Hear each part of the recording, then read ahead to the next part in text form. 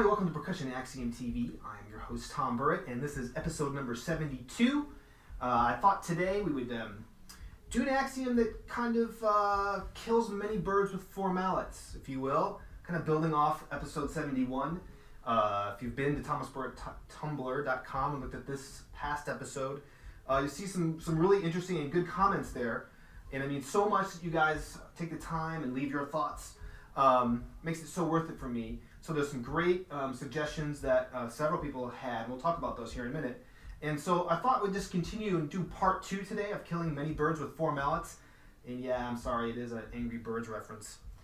And did you know that now I have an Angry Birds game Halloween edition? It's crazy. It's addicting. Anyway, we're getting on with the show. So the idea of the show is to just kind of read some comments that were really great and answer some questions and try to kill as many of those as we can in one show. There we go. There's the reference. Did you catch that? All right. So let's get right into it. Okay. So let's see. Jeff Sass, who is one of the original Axiomites, if you want to call you guys that. It's probably a little crazy, but Jeff's caught onto the show from day one and often leaves thoughts. And so Jeff says, this might sound silly, but I would love to see an episode that just shows probably multiple angles, like side and overhead, of the correct way to hit the edge of the accidental bars. I read about it in Method of Movement, and everyone says it, but I think it's really important to show it a number of times and maybe put it in context of a couple solo pieces. It might sound simple, but I bet a whole episode would come from it, I think. Yeah, it probably could. We're going to try to make it just part of an episode today, but I think I'm doing it right. But if I were to divide the space between the node and the edge of the bar into 5 sections, where node is 1 and the edge is 5, do you play 4 or 5? What is the difference between 4 and 5? So Jeff, that's an interesting way to put it. So if we divide from here to here in 5 sections, I would say whether it's 5 or 1 on the edge, it's got to be absolutely on the edge, absolutely positively on the edge. So the difference maybe between right on the edge and just off the edge is going to be mostly there's the absolute edge, there's just off the edge. So the main difference is just a lot more slap from the mallet. Now there's only that much distance between those two, so that's the tricky part about playing on the edge. We talked about this in episode 71. But that's why it's so important to really work on that in the warm-up exercises and to constantly work on playing that if you're going to use that as your philosophy of playing. So, Jeff, I set the camera up this way just so you guys can see. There's a piece that's on my first CD, which is available, by the way, at thomasburritt.com, by Paul Dickinson. It's called Variations on a Theme of Paganini. And in the 5th variation, I always bring this up as when this comes up about playing on the edge of the bars. We have this little circle of 5th progression. It starts here and travels down. And it's a really good example of the importance of playing on the edge of the bar and pushing and pulling that we talked about in the last episode doing this. You'll notice, I'll play this again, but you'll notice that I'm playing on all the edges. And to not do that would make it, I would tie myself up on a pretzel if I were pretty much were to do it any other way. I can also use a sticking because this is a pattern with a circle of 5ths. I can also use a sticking that's pretty much the same at every pitch level as it moves. So this is what that looks like. And so you'll notice, hopefully from that angle, that it is absolutely on the edge of the bar, and utilize with that is the push and pull we talked about in episode 71.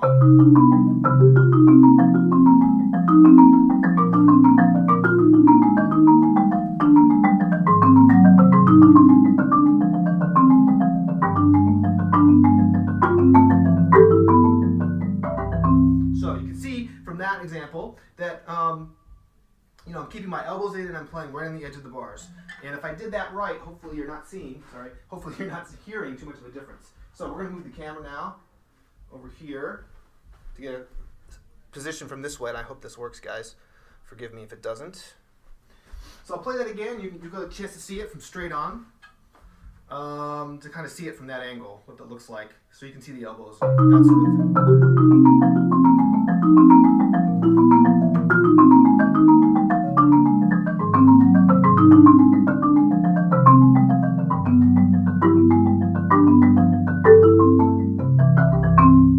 something along those lines. So anyway, I hope you can see that from that perspective. If I could follow the camera there. So, Jeff, I hope that is sufficient as far as the different camera angles go. Sorry about this, guys. Hang in there. I'm going to get that right back where it goes. Okay, so I don't have time to really do the whole upper camera over here, and doing all the editing and stuff. As you know, we don't edit this show. So, anyway, it is a 5, Jeff. The 5's the edge, the absolute edge. You can use the push and pull. It takes a lot of work. I think the biggest issue with this is people don't give it a long enough of a chance. Okay, let's move on. Let's see. Paul Hayes asked, I'm curious on what your thoughts on warm-ups and proper technique for octaves. Paul, that's a really good question. I don't really utilize a warm-up exercise necessarily for my warm-up exercises. I probably should. But they're pretty obvious, the ones that you can do, so I won't talk too much about that. The only thing I will say, and this is primarily a Stevens grip issue, well, it is only a Stevens grip issue, so I apologize if you're watching this and you don't play this grip or this technique, but the number one problem I see in students is that they collapse their thumb over not just octaves, but any large intervals, okay? And this doesn't allow for a good wrist stroke and causes all kinds of problems. And so you can read Method of Movement. Obviously, there's great information in there by Lee Howard Stevens if you're not sure of that book. That's what that is. I highly recommend you pick up that book if you play this grip. What he does is he just will pull the inner mallet, so you can get this close on camera here, pulls the inside mallet underneath the third finger, or right about there. And that's what allows for the larger intervals. So Paul, as you work on whatever exercise you want to that incorporates octaves, make sure, if you play Stevens grips, which I'm not even sure you do, but hopefully you do, make sure that this is what it looks like. So we'll get that nice and close so you can see. If I want to go really large, then I can extend a little bit on the outside of my hand, but that's kind of what it should look like. That pretty much gets me pretty large octave. It gets me the low C octave on the mallet, which is probably the largest interval that you would ever need to play, at least for an octave. So that's what that looks like. And this way you can still use the wrist. Okay? So whatever exercise you choose, Paul, as far as that goes, as far as octaves goes, just be sure, especially in the left hand, since the bars get wider at the bottom, no matter what instrument make you're playing, be sure to put that inner mallet underneath the third finger and keep this still pure here, the second finger, the index finger and the thumb. Okay, so there's that one. Moving on, Matt Levine. He leaves, just wanted to address part of his comment.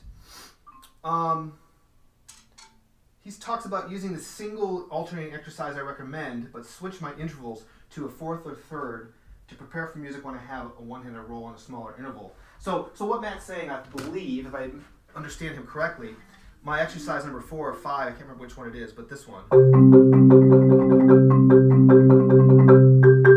What he'll do in that, for that exercise, as well as doing it at the 5th, he'll do it at the 4th and at the 3rd. So 4th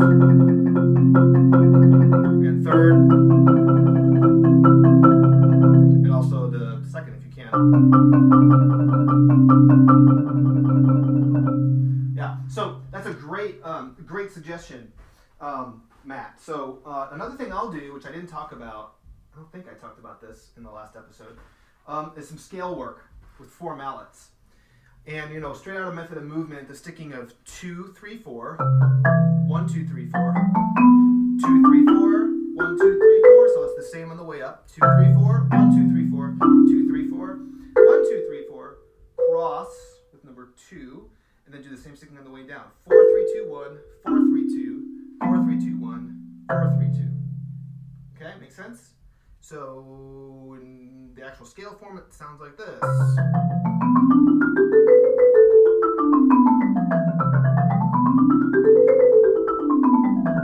And what that allows you to do is really work the small interval. Okay, that's something that I think is actually really, really important and can come later or be one of the last things you work on with Stevens grip, is really strengthening the tight interval. That comes in really, really useful. And actually, the example I played earlier with the circle of fists, a lot of that is possible because I can do these small interval. I'm strong in those small intervals. So, how important strength is, we talked about that in episode 71 as well. Okay, so I hope that answers Matt's question. He had a great suggestion doing those with the smaller ones, but you can also do those with octaves. And then Justin leaves a great comment, talks a little bit about what he does. and what his warm-up routine is. So there's some good information there. Check out Justin Bunting's comment. The one thing he brings up that I think is really, really important is, let's see, that I have been aware, he says, and this makes me more so, that I don't incorporate the upper manual enough in my warm-up.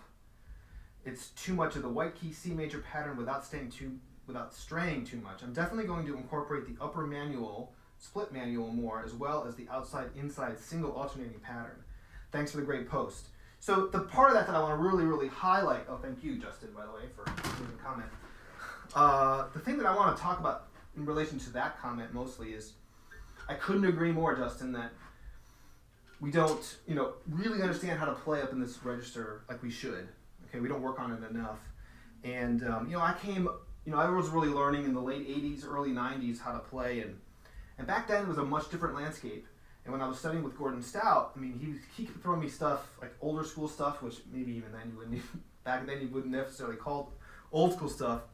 But it's all stuff I make my freshmen play. Like right now they're doing all these Musser etudes, Stout book number 1 etude, and all this stuff lives up here. And I think it's really, really important. One of the things we do when we study all that repertoire is really learn what it means to play up here. This is a much harder part of the instrument to sound well in.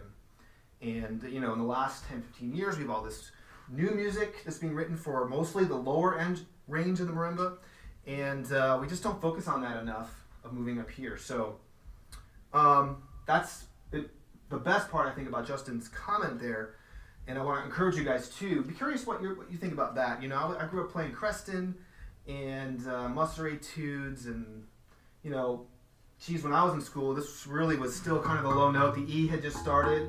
So, I kind of grew through that for those of you who are young enough to not remember that, not have access to that C or even the low E.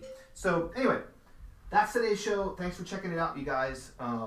PASIC's around the corner, so there'll be lots of information coming up soon about that. I'd love to, I'll be at the Maltech booth quite a bit. And follow me on Twitter if you're going to the convention so we can kind of communicate. And we'll find a hashtag. It'll probably be PASIC 10 or something for a hashtag, just so we can kind of see what everybody's up to. We need to check with PAS and see if they have a hashtag planned as well. So follow me on Twitter, and when we get to the convention, we can hang out, hook up, talk a little bit. I'd love to meet those of you who I haven't met yet. Got some cool guest artists coming up on the show.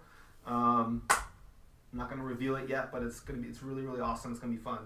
And that's it. So the question of the episode is, we're going to go off the topic here a little bit.